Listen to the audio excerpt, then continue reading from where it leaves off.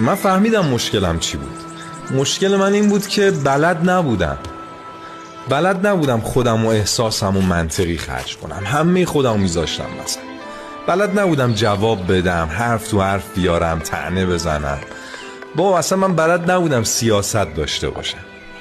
یه زمانی من فکر میکردم رو راستی خیلی جواب میده، باید صادق باشی، مهربون باشی، ولی خب نتیجهش اینه که امروز تنها. میدونیم مایی که همه خودمون رو گذاشتیم، مایی که بیرنگ و ریا بودیم، دست کم گرفته شدیم. اتفاقا برعکسش دنیا به من نشون داد برد با اونایی بود که سیاست داشتن، نقاب زدن و عشقشون رو با سیاست خرج کردن.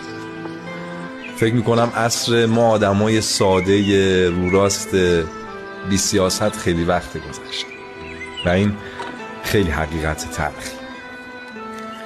آره.